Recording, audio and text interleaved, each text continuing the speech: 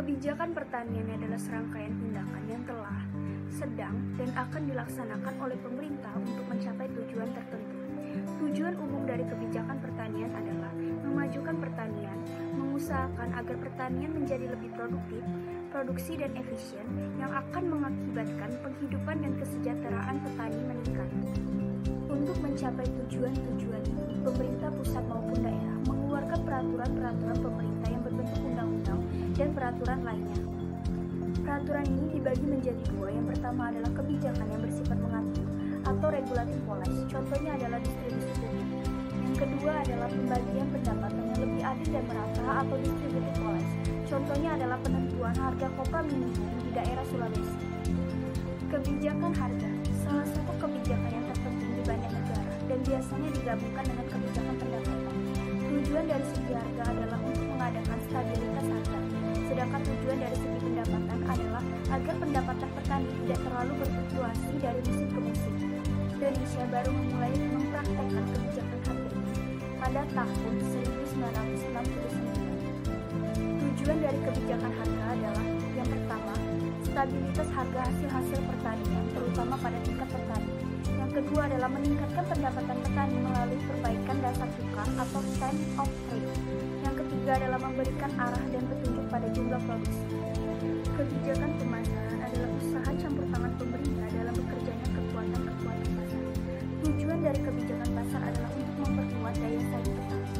Masalah pemasaran yang dihadapi oleh Indonesia adalah kurangnya kegairahan berproduksi pada tingkat petani dan tidak ada keinginan untuk mengadakan penanaman baru dan usaha-usaha lain untuk menaikkan tingkat produksi karena presentasi harga yang diterima oleh petani relatif kecil dibandingkan dengan bagian yang diterima oleh golongan-golongan lain. Kebijakan struktural. Kebijakan ini bertujuan untuk memperbaiki struktur produksi, yaitu luas kepemilikan tanah, pengenalan dan pengusahaan alat-alat bantu pertanian yang baru, serta memperbaiki prasarana baik di bidang fisik maupun sosial dan ekonomi.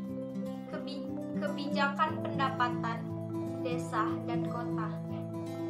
Salah satu upaya untuk mengurangi perbedaan pendapatan yaitu meningkatkan modal di desa dan mengurangi jumlah tenaga kerja di pedesaan dan diserap oleh industri di kota-kota.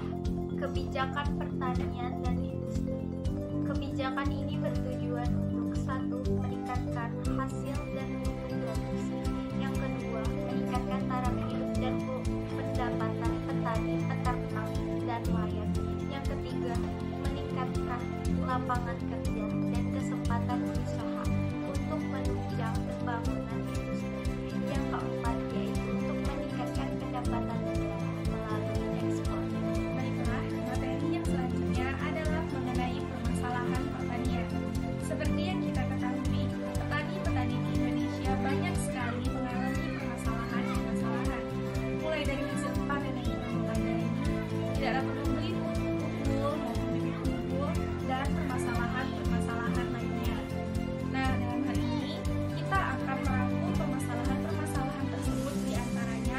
Yang pertama, jarak waktu yang lebar antara pengeluaran dan penerimaan pendapatan dalam pertanian, atau yang biasa disebut dengan gestation period. Nah, dalam gestation period ini, pada bidang pertanian, gestation periodnya lebih besar daripada bidang industri. Di sini maksudnya, jika pada bidang industri sekali produksi telah berjalan, maka penerimaan dan penjualan akan mengalir setiap hari, sebagaimana mengalirnya hasil produksi. Sedangkan di bidang pertanian tidak demikian, kecuali bagi para nelayan penangkap ikan yang dapat menerima hasil setiap hari sehabis ia menjual ikannya. Permasalahan yang kedua adalah tekanan penduduk dan pertanian. Menurut Malthus, dalam buku yang ia tulis pada tahun 1888, penduduk bertambah lebih cepat daripada pertambahan produksi bahan makanan. Nah, pertambahan penduduk ini disebabkan karena tingkat kelahiran yang tinggi, sedangkan tingkat kematian yang rendah. Tingkat kematian yang rendah ini disebabkan karena kemajuan kesehatan dan sanitasi yang semakin lama semakin lebih baik. Permasalahan yang terakhir adalah pertanian subsisten. Pertanian pertanian subsisten adalah suatu sistem bertani di mana tujuan utama si petani adalah untuk memenuhi kebutuhan hidupnya beserta keluarganya. Namun, tidak semua petani subsisten yang begitu homogen atau yang begitu sama sifatnya. Artinya, tiap petani memiliki sifat yang berbeda-beda. Lalu, apa yang membuat sifat petani ini berbeda-beda? Yang pertama, karena luas dan kesuburan tanah. Artinya, tidak semua petani memiliki luas dan kesuburan tanah yang sama. Yang kedua, kondisi sosial ekonomi. Sama seperti poin yang pertama tadi, artinya tidak semua petani memiliki kondisi sosial dan ekonomi yang sama. Nah, para petani-petani ini sebenarnya juga memikirkan tentang pengeluaran. Namun, biaya dan penerimaan tidak dalam bentuk pengeluaran biaya tunai, melainkan yang pertama, dalam bentuk kerja atau pekerjaan yang mereka kerjakan. Kedua, kesempatan beristirahat pada saat jam istirahat mereka sedang bertani maupun tidak. Dan yang terakhir, partisipasi kegiatan upacara adat. Baiklah, selanjutnya saya akan menjelaskan tentang mekanisme pemecahan masalah efisiensi kerja petani. Strategi pembangunan nasional, khususnya pembangunan sektor pertanian, dipusatkan pada upaya mendorong percepatan dari sistem struktural yang meliputi proses perubahan dari sistem pertanian tradisional menuju pertanian yang modern dan maju. Hal ini dipengaruhi dari teknologi yang digunakan. Di Indonesia, para petani masih menggunakan tenaga manusia dan hewan seperti kerbau untuk membajak sawahnya. Sedangkan di luar negeri menggunakan robot dan drone.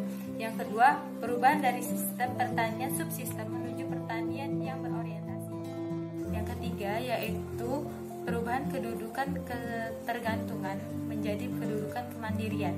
Di slide selanjutnya, saya akan menjelaskan tentang perubahan struktural tersebut merupakan langkah dasar yang meliputi yang pertama, pengalokasian sumber daya baik alam, manusia maupun mekanik.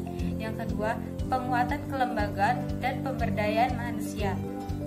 Pembangunan pertanian harus diarahkan pada terciptanya tenaga petani yang terampil dalam mengelola usaha taninya.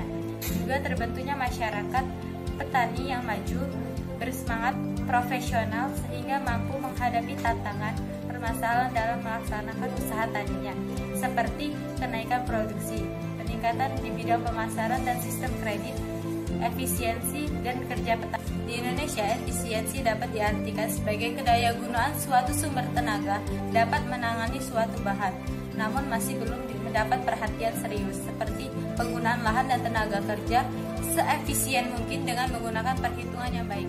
Fungsi perbaikan pertanian bertujuan untuk menaikkan pendapatan, kesejahteraan, taraf hidup, dan daya beli petani.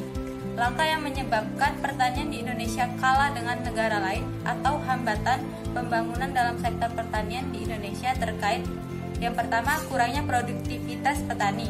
Yang kedua, lambatnya kemajuan teknologi. Yang ketiga, kurangnya inovasi dalam pertanian.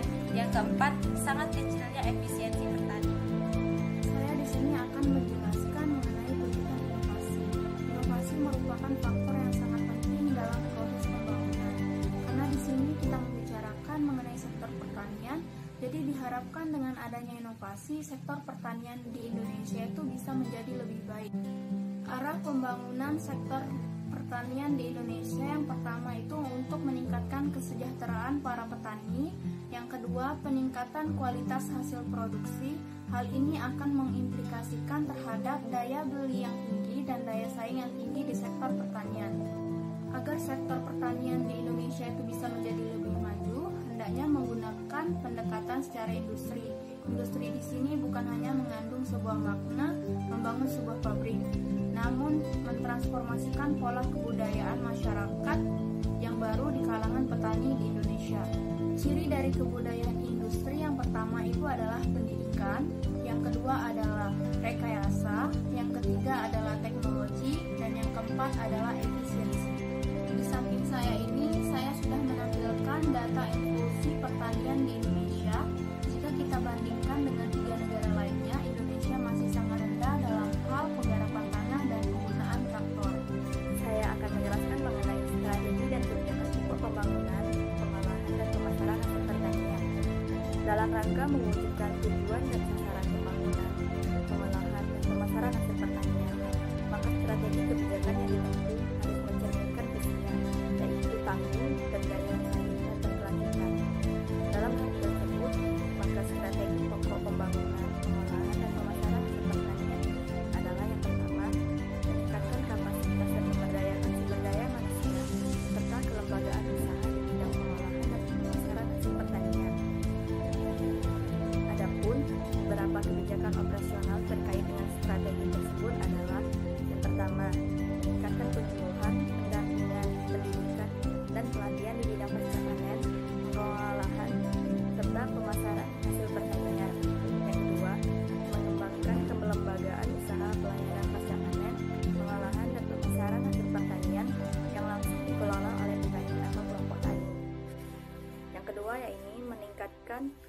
inovasi dan diseminasi teknologi pasca panen dan pengolahan. Salah satu dampak yang signifikan dari kebijakan yang menitik beratkan kepada usaha produksi adalah kurangnya memadai upaya inovasi teknologi pasca panen dan pengolahan serta diseminasinya. Maka, beberapa kebijakan yang akan dilaksanakan adalah yang pertama, lakukan kerjasama dan koordinasi dengan sumber-sumber inovasi teknologi seperti lembaga riset, perguruan tinggi, dan bengkel-bengkel swasta dalam rangka pengembangan dan diseminasi teknologi tepat guna. Yang kedua yakni mengembangkan bengkel alat dan mesin pasca panen dan pengolahan hasil. Yang ketiga, mengembangkan sistem sertifikasi dan apresiasi atau penghargaan terhadap inovasi teknologi yang dilakukan oleh masyarakat. Yang keempat, mengembangkan pilot proyek dan percontohan penerapan teknologi pasca panen dan pengolahan hasil pertanian. Dan yang kelima adalah memberikan penghargaan terhadap kriteria mutu, rasa, skala usaha, dan tampilan terhadap produk olahan yang dihasilkan oleh para pelaku usaha. 3. Meningkatkan efisiensi usaha pasca panen, pengolahan, dan pemasaran hasil. Dapat dilakukan dengan beberapa kebijakan. 1. Revitalisasi teknologi dan sarana prasarana usaha pasca panen, pengolahan, dan pemasaran hasil pertanian. 2. Mengembangkan produksi sesuai potensi pasar. 3. Menerapkan sistem jaminan mutu. 4. Mengembangkan kelembagaan pemasaran yang dikelola oleh kelompok tani di sentra produksi. 5. Mengupayakan sistem dan proses distribusi yang efisien. 6. Memfasilitasi pengembangan kewirausahaan dan kemitraan usaha pada bidang pemasaran hasil pertanian. 4. Meningkatkan pangsa pasar baik domestik maupun internasional. Beberapa kebijakan dalam pengembangan pasar. 1. Mengembangkan kebijakan riset pasar. Kedua, meningkatkan pelayanan informasi pasar. Ketiga, meningkatkan promosi dan diplomasi pertanian. Keempat, mengembangkan infrastruktur dan sistem pemasaran yang efektif dan adil.